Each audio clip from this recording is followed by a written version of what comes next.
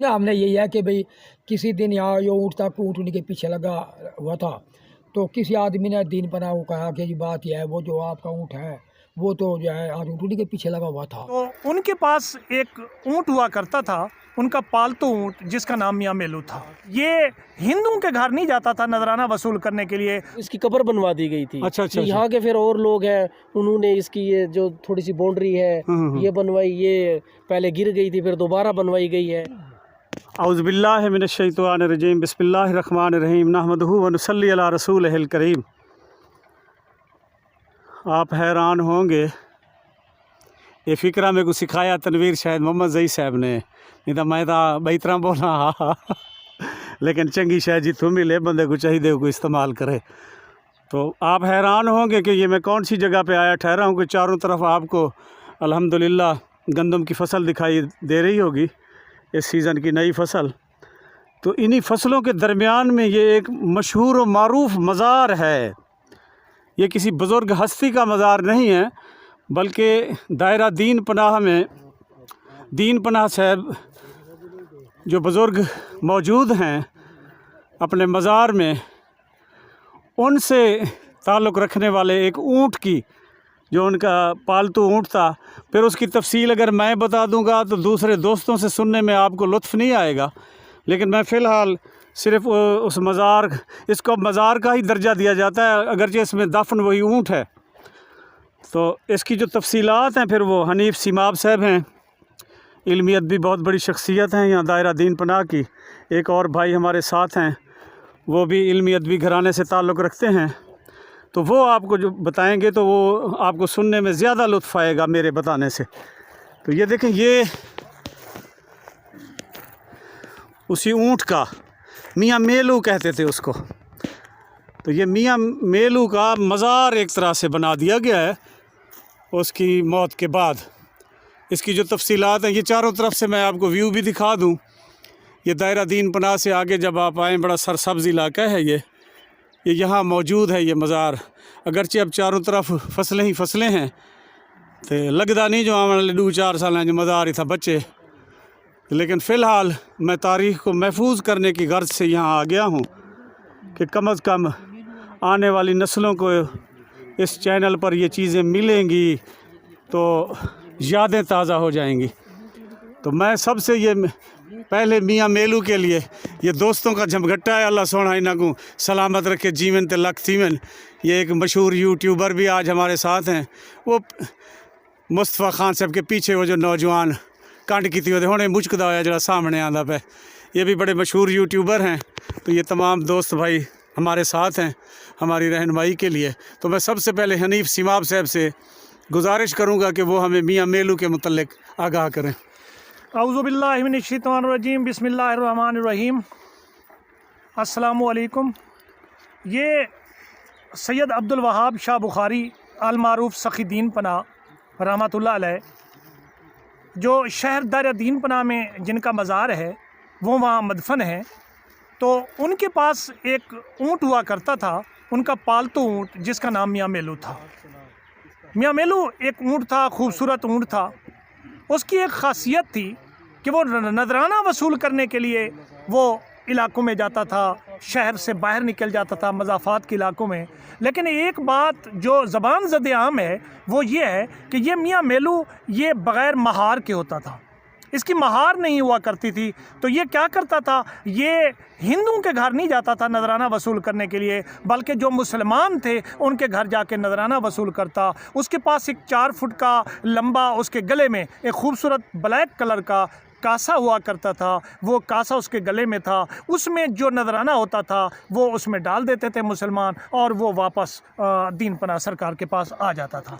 तो उसके फौत होने के बाद, उसके मर जाने के बाद, उसकी मौत के बाद उसके जो चाहने वाले थे उनने क्या किया, दीन पनाह दायरा दीन पनाह से कोई 3.5-4 किलोमीटर दूर एक मियाँ मेलू के मकाम पर ये जो है ये था, खंड वाला भी इसे कह सकते हैं आप, यहाँ आके इसको मदफन किया।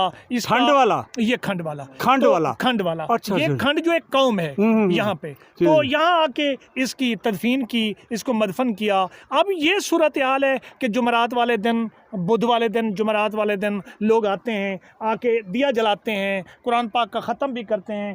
یہ دیکھیں وہ دیے کے نشانات بھی پڑے ہیں وہاں بالکل، پہ، بالکل۔ وہ دیا جلاتے ہیں، اپنی منتیں مانتے ہیں، اپنی مرادیں جو ہیں وہ پوری کرنے کے لیے اللہ تعالیٰ سے بھی دعا کرتے ہیں اور اس کو اپنا وسیلہ بناتے ہیں۔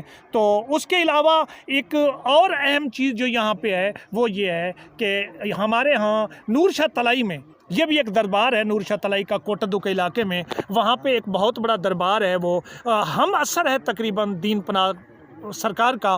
تو وہاں جب ایک میلہ لگتا ہے ہر سال دسمبر کے اینڈ پہ، 25 دسمبر 28 23 دسمبر ان دنوں میلہ لگتا ہے۔ اس میلے میں جتنے اونٹوں کی کشتیاں ہوتی ہیں، لڑائیاں ہوتی ہیں، تو اونٹ لے کے آتے ہیں، وہ جو اونٹ کے مالکان ہوتے ہیں وہ اونٹ لے کے آتے ہیں، یہاں کے زیارت کراتے ہیں۔ زیارت کرنے کے بعد ان کا ایک عقیدہ ہے کہ جب تک یہ زیارت نہیں کریں گے ہمارا اونٹ جو ہے وہ کشتی نہیں جیت سکتا۔ وہ پھر وہاں شرکت کرتے ہیں اور اپنا میلہ جو ہے وہ مناتے ہیں۔ اس کی موت کا کیا سبب تھا، وہ کیا واقعہ ہے جی؟ میرے علم میں نہیں ہے۔ اچھا تو یہ علم کیا نہیں اپنا روف بھائی، یہ میاں میلو کی موت کا سبب کون سا واقعہ تھا؟ بسم اللہ الرحمن الرحیم۔ جیسے کہ حنیف صاحب نے بہت اچھے طریقے سے اس کے بارے میں انفارمیشن دی ہے، تو جب سے ہم نے اپنے ہوش و حواس سنبھالے ہیں، اپنے آباء و اجداد سے ہم نے یہی سنا ہے کہ یہ صبح وہاں سے چلتا تھا، اپنا جو عبدالوہاب صاحب ہے، دین پناہ کا مزار ہے، اس کے گلے میں کشکول ہوتا تھا اور یہ ایسے چل پڑتا تھا مسلمانوں کے گھر۔ تو ایک دن جو ہم نے سنا ہے وہ یہ ہے کہ کوئی اونٹنی اس کو نظر آئی، اور جیسے ایک اونٹ اور اونٹنی کا ملن ہوتا ہے، تو اس طریقے سے اس کا دل ادھر ہو گیا۔ اور جب وہاب صاحب کو پتہ چلا ہے کہ آپ کے اونٹ تو اس طریقے سے مطلب ہے وہ اونٹنی کے ساتھ کھڑا ہے، یعنی وہ نذرانے وصول نہیں کرتا جی اور جی یہ جی نئے شغل میں لگ گیا ہے ایسے؟ جی جی اسی طریقے سے۔ اچھا تو انہوں نے پھر کوئی بددعا کی ہے اچھا، وہاب صاحب نے، تو بددعا سے اس کی ڈیتھ ہو گئی اور یہیں پہ اس کا پھر مزار بنا دیا گیا۔ یہ دین پناہ صاحب نے خود بنوایا دربار یا؟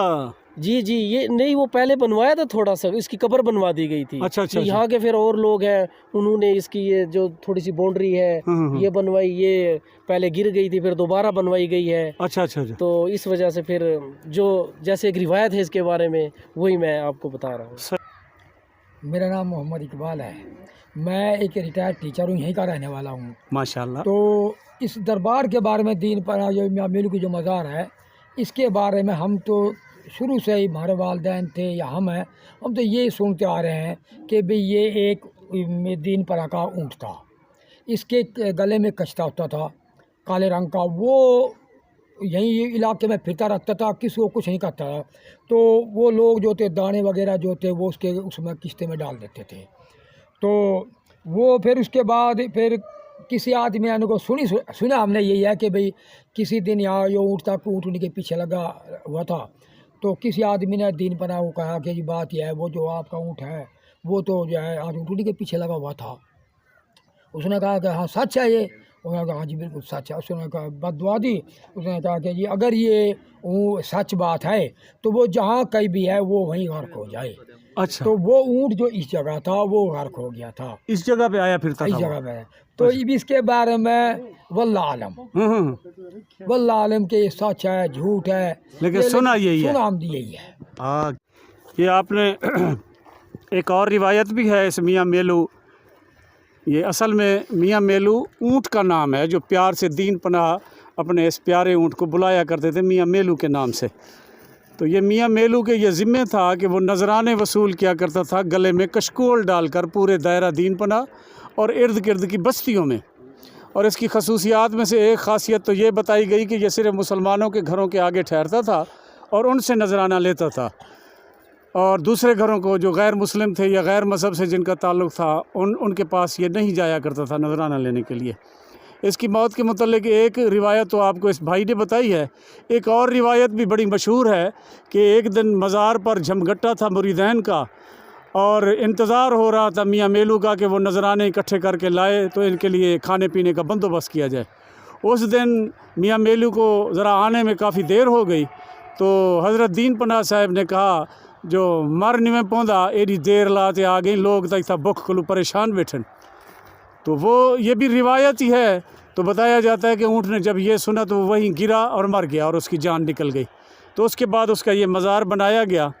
अब ये मुरज्जा खलाइक है, यहाँ लोग आते हैं, मन्नतें मानते हैं, ख़ास तौर पर ऊँटों वाले अपने ऊँटों को लेकर छोटी छोटी नौमौलूद कब्रें। अपने ऊँटों को लेकर यहाँ जब वो मुख्तलिफ़ मकामात पर अपने ऊँटों को ले जाते हैं मुकाबलों में ख़ास तौर पर शरीक करने के लिए, तो ये रिवायत है कि वो यहाँ ज़ियारत के लिए अपने ऊँटों को लेकर आते हैं। यहाँ मुख्तलिफ़ लोग आकर दिए भी जलाते हैं या निशानात हैं दियों के। और ये इसके साथ अब ये कब्रिस्तान सुकड़ गया है, तो मेरे को नहीं लगता जो आने वाले 2-4 साल बाद इतना कुछ है होवे। ये जो छोटी छोटी कब्रें हैं ये नौमौलूद बच्चों के लिए बनाई गई हैं।